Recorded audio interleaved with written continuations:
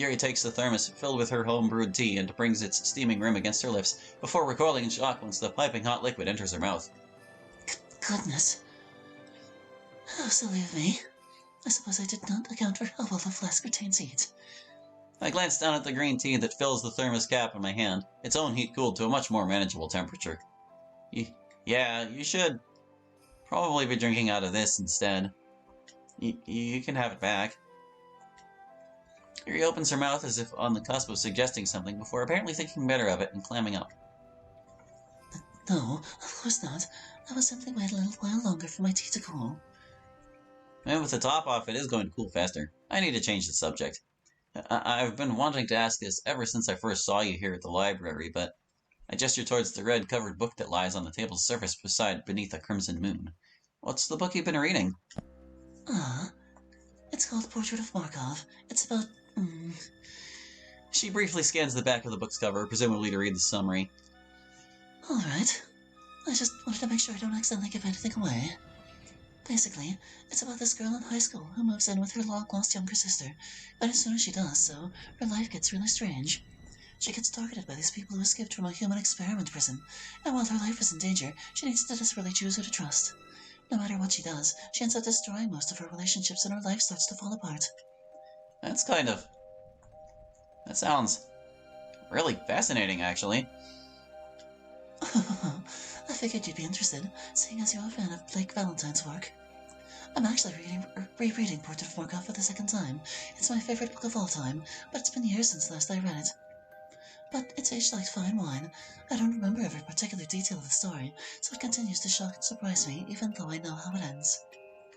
I don't know how I've never heard of this book before. Who's the author? Oh, indeed. You don't know the author of your favorite book? No, it's just... Her eyes frantically scan the back cover, relief only finding her face once she presumably discovers the author's name. Yes, of course. The author's name is... Oh my. So, that's your own copy, I'm guessing. Oh, yes it is. I've been bringing it to school with me for the past 2 days and reading it over lunch. Ah, good. Then that means the library probably has its own copy I can borrow. Wait. Yuri gently places the book back onto the table, taking a deep breath as she does so. The library definitely doesn't have a copy of Portrait of Markov. I already checked. For real? Yes, for real. So instead, here.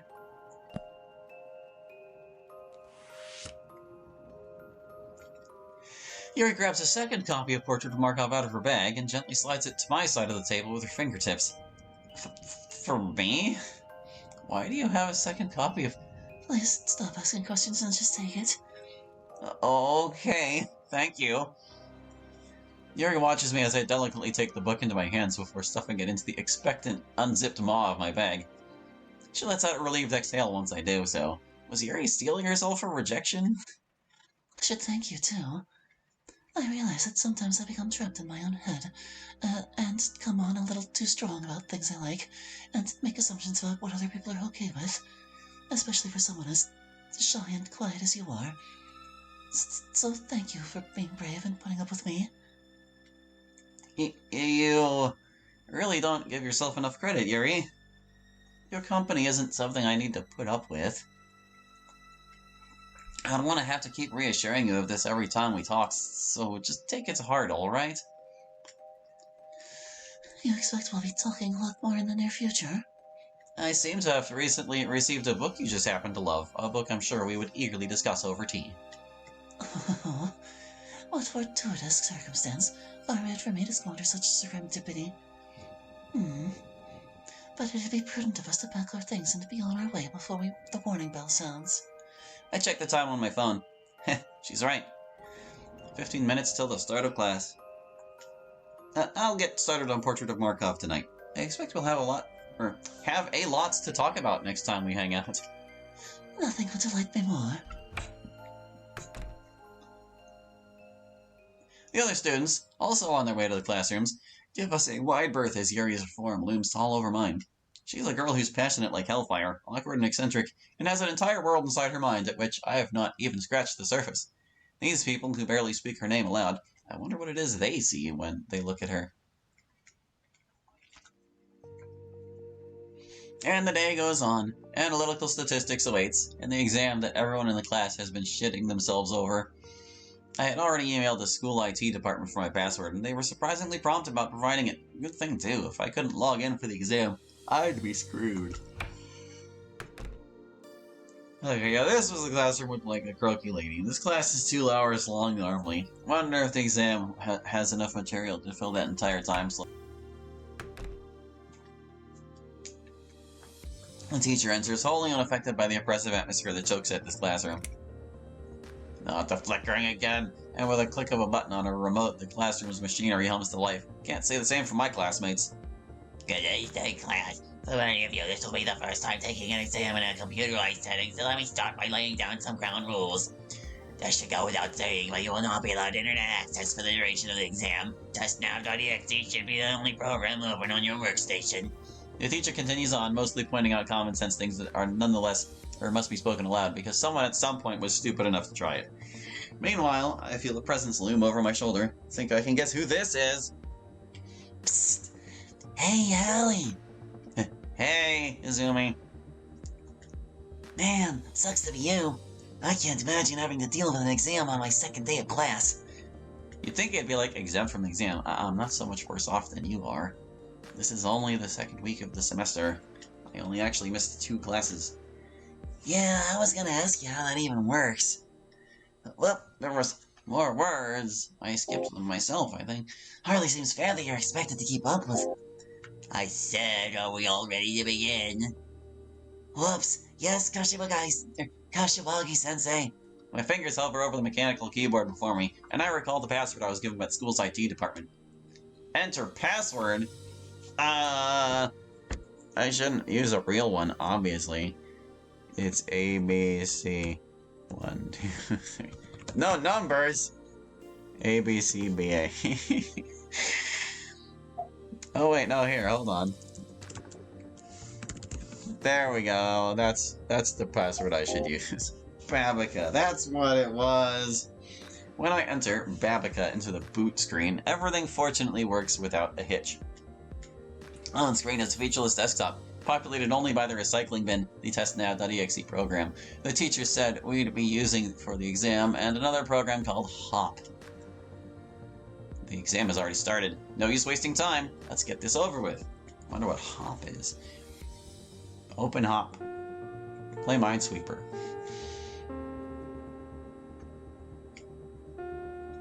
Easy! By the time I finished, there were still 20 minutes left on the clock. Being that phones are forbidden in the classroom during the exam. However, I had nothing better to do than spend that time exploring the HOP program. Seems as though it's a graphing GUI that this class uses. It has all sorts of functions. Interquartile range calculation, box plots, histograms. Feels like I barely scratched the surface in that short time. Ah, goddamn. What a workout for the brain that was. Feels like smoke's gonna come out of my ears any second now. That bad, huh? What? Meant to say it wasn't bad for you? No, not really. Man, life ain't fair. How is it you're good at both English and whatever the heck this class is supposed to be? Izumi and I give each other a wave, his considerably more enthusiastic than mine, before we separate out to our respective classes once more. With that ordeal behind me, I march onward to my final class of the day, Art! Apparently we'll be continuing the still life drawing as we began on Tuesday.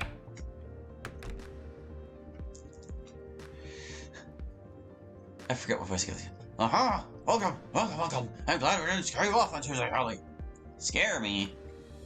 It's not like I could just stop showing up to class even if I was scared.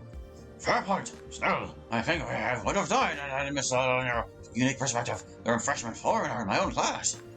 He carefully uses the English word foreigner rather than the Japanese gaijin. But I'm not a foreigner. He completely ignores this as he once again addresses the entire class. So, today we'll be continuing our still life based on Tuesday. By the end of class, you'll learn which you should be finished and you should get started on shading. That is all. Get drawing!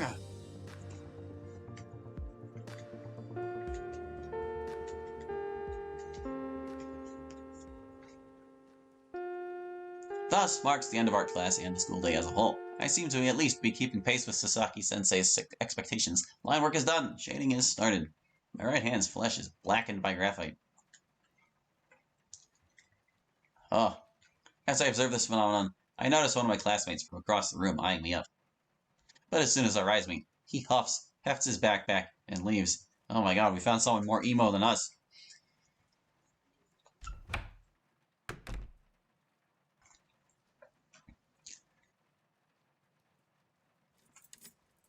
The lockers, stacked atop one another, like rooms in an apartment building. I suppose that's the future that awaits me once I enter the workforce.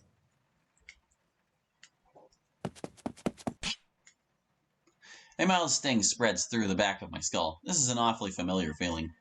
Ow. Suck it up, you big baby. If this is how you treat babies, remind me never to hire you as a sitter.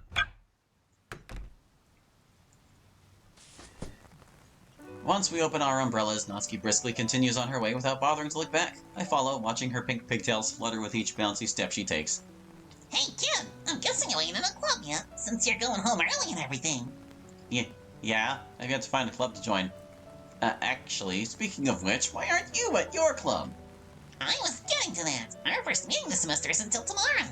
Our president is dealing with some official school bullshit or something. Anyway, that's not important. You seem like a huge nerd, so come join the literature club. Literature club? You're in the literature club?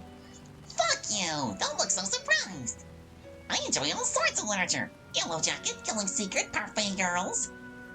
But those are all... Those are all what, motherfucker? Manga? Go on, say what you were about to say. I silently decline Natsuki's provocation, instead simply looking away and clutching my arms protectively around myself. Natsuki seems to simmer down after a few seconds of this. It's not like whether you join the literature club is important to me anyway. It's just that I'm the newest member right now, which means if you come aboard, I don't get to have a newbie to boss around. I don't know where Natsuki learned her recruitment tactics from, but I think she should get a refund. Oh damn, wonder who's texting me. I don't want to seem rude and bury my nose in my phone while I'm walking with Natsuki though. Go ahead and answer them. No need to keep anyone waiting on my account. Thanks, Natsuki. It's Yuri. I should warn you. Portrait of Markov does get very graphic at certain points. I know that, as a fan of Blake Valentine's work, you are used to horror.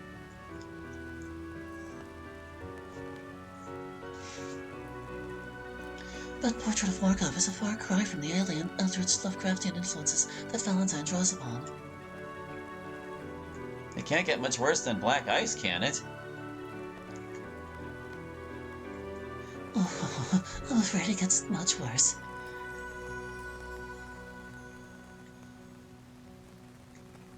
Cannibalism, incest, sexual violence, torture, human experimentation, ingestion of bodily fluids.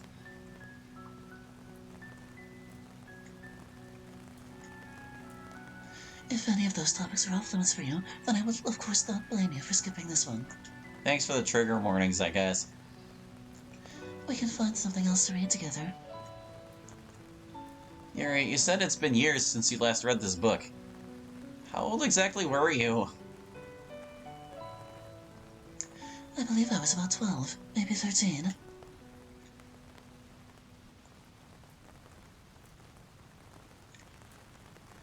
Do you find it disturbing, Hallie? No, I mean... Hold on. You seem to have turned out okay to me, so far be it for me to judge. I know this will come as small, if any, comfort to you.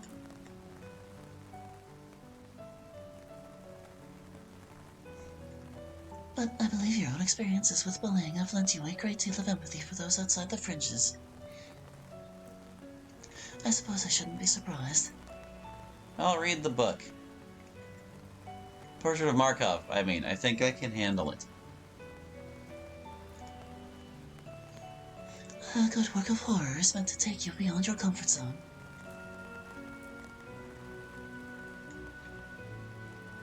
To leave you struggling in the void without breath, without anything to hold on to.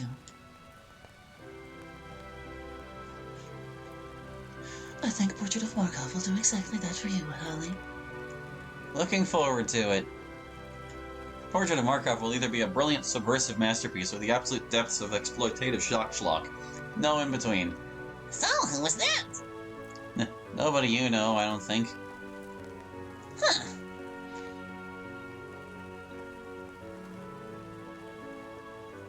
Hey, Natsuki. I'm going this way today.